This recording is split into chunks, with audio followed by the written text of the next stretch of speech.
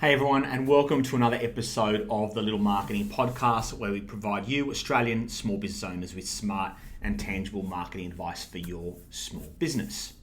Now, as a business owner, if you put yourself in the shoes of a customer or client, one of the key ways we make a decision on what we purchase is based on trust and credibility. Do we trust the business to deliver on the promise that they've provided? Do we trust that the product or service will be great? And do we want to hand over our money to this particular business? So the trust that we have impacts the decision that we make. And is that business giving off trust to make us feel comfortable in that decision to hand over money? So trust and credibility are a big piece of the decision-making process. So when it comes to your business, are you giving off perceived trust to make sure that people are willing to buy from you? So today I want to take you through 5 steps to create some trust and credibility for your small business so that we have a better chance of people buying from you over the competition. So let's get into it. So the first step is all around positioning. Now, if you've listened to our podcasts or our videos before, you'd know that positioning is so critical. So what is positioning? Positioning is all about positioning your business and your brand in the minds of your customers that is different to the competition, that eliminates the competition, or that minimizes the competition. Marketing is a battle of the mind, so we need to cut through in a really simple way. Now, we talk about 4 ways to be able to cut through and position yourself in the minds of your customers that is different.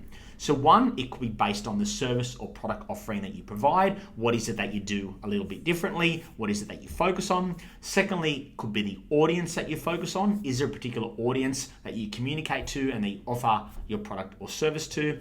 Third, could be the location that you provide the service or product in, and we want to make sure that we're explicit in that location. And the 4th is some type of element of communication around your focus or specialty or expertise, and make sure that we communicate that in a really obvious way. So there's kind of 4 little tricks to help you to position yourself in the minds of your customers that is different, and you can use all 4 of those. You can use one of them. The more that you use and the more that you position yourself differently, the easier it will be for people to choose you.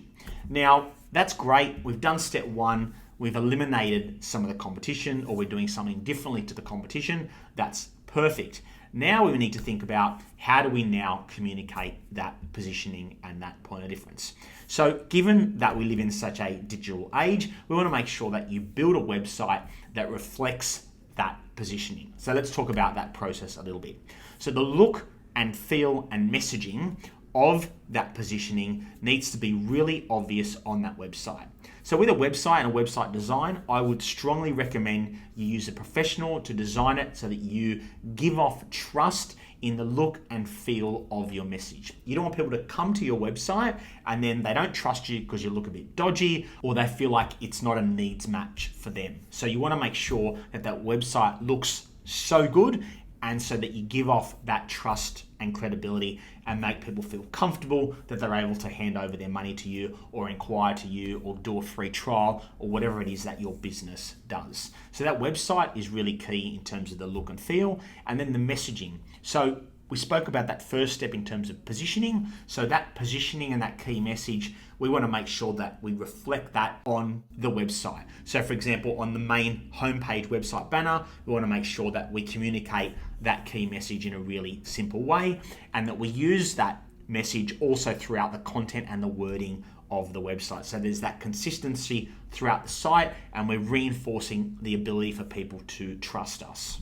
So we've spoken about professional design, trustworthy design, using the messaging throughout the content, and make sure that if you're writing the content, if you're not using a copywriter, make sure you're checking grammar, checking spelling. If a business can't spell right or can't do grammar right, then they're probably not trustworthy. Remember, this is all about building trust. So if you look good and the messaging sounds good and it's clear and simple and people understand what it is that you do and you sound professional, then you have a better chance of them contacting you. So if we talk about a bit of a kind of a funnel, imagine there's you and all these competitors in this funnel. So 1, we've positioned ourselves a bit differently. So we've eliminated some of those competition out of that funnel, and now we're looking more trustworthy and credible. So the goal is that we fall through and we come through that funnel without all of this clutter and we minimize the amount of people in that funnel so that we can come through and be the business of choice. We want to eliminate the competition and we want to be more trustworthy and credible than the competition. So they're the two key steps so far. So positioning and then making sure that website reflects that in a professional design, in professional content, spelling, grammar, and language, and just making it really easy for people to understand what it is that you do, why you're different, and how you're going to help them, and why they should hand over money and why they should trust you. Okay, so let's go to step number 3, social media. Super bloody obvious. Why am I going to talk about this? The great thing about social media for a small business owner is that it's free. So that means you can be posting so much content as regularly as possible whenever you want, and there's no restrictions on the amount of content that you're putting out there.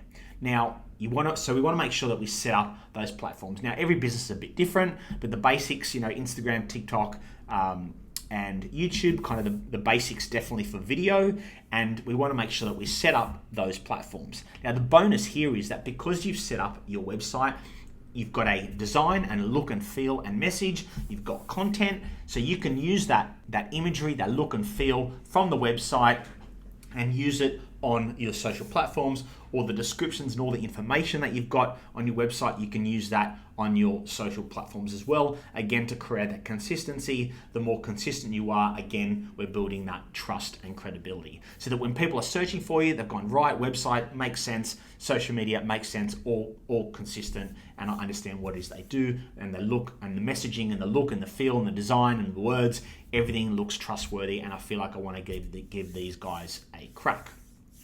So that's the third step when it comes to building some trust and credibility. So if we recap, so first step, positioning ourselves in the minds of our customers that are different, eliminate that competition and get closer to the bottom of the funnel. 2, make sure that we're setting up that website so that look, feel, and consistency is really key.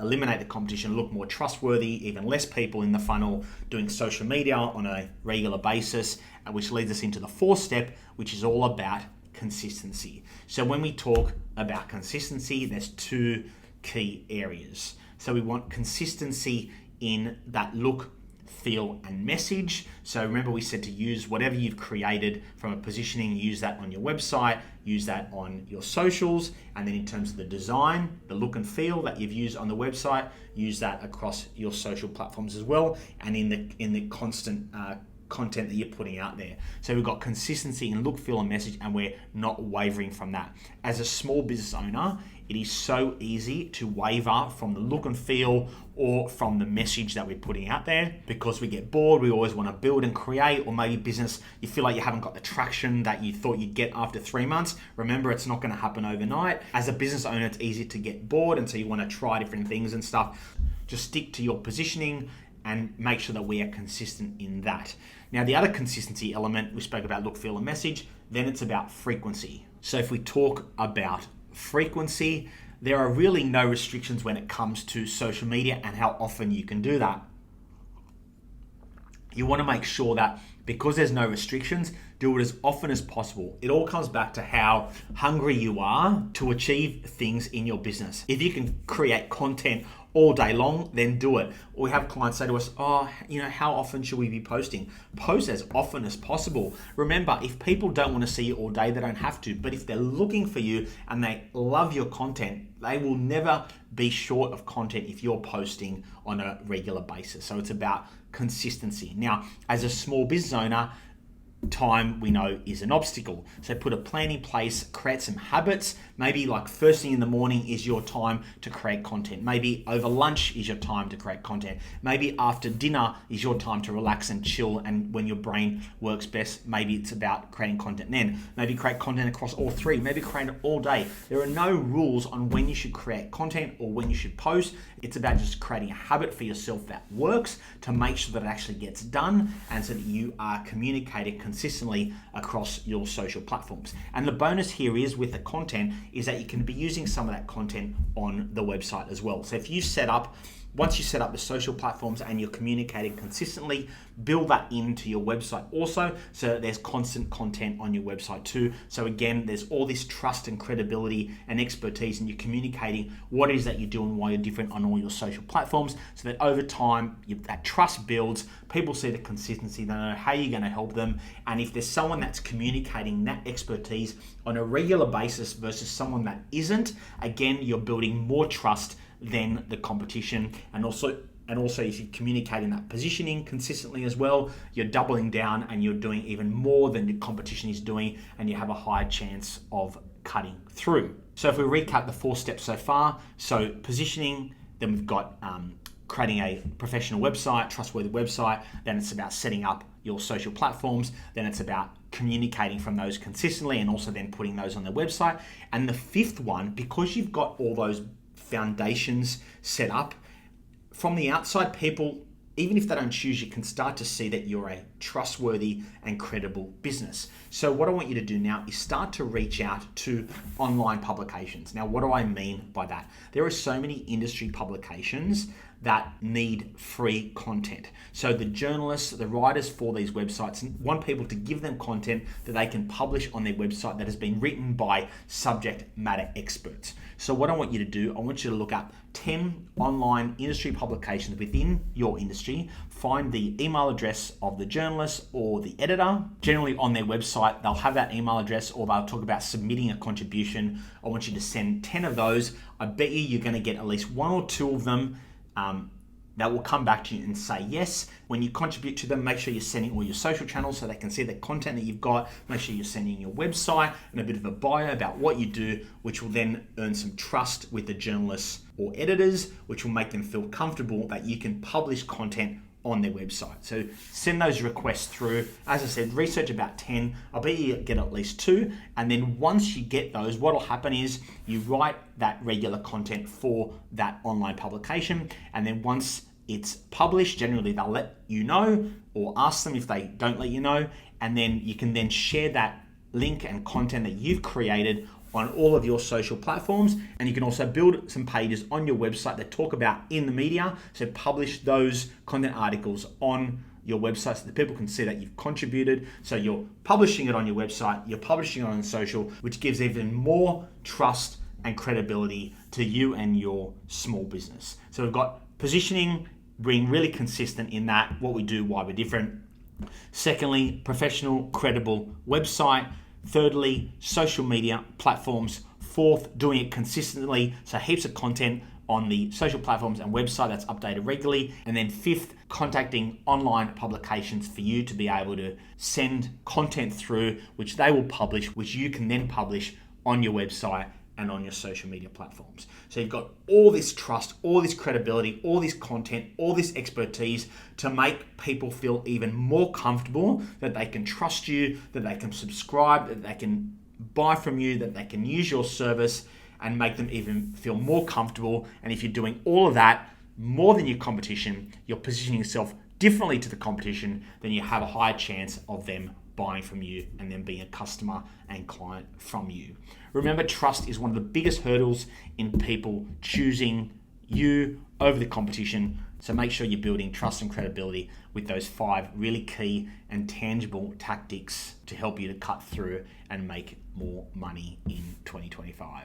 So I hope you got lots out of this week's episode. As always, we'd love a rating and review. Subscribe, share our content, obviously build up that community and help small business owners, not just in Australia, but across the world. So thanks everyone. As always, jump on. We've got plenty of shorts and content during the week. Otherwise, we'll see you back next week for another episode. Thanks, guys. Please note that all the information provided on this podcast is general in nature and is not intended to be specific advice to your individual situation. Please be sure to engage a professional for a customized approach to your business and personal circumstances.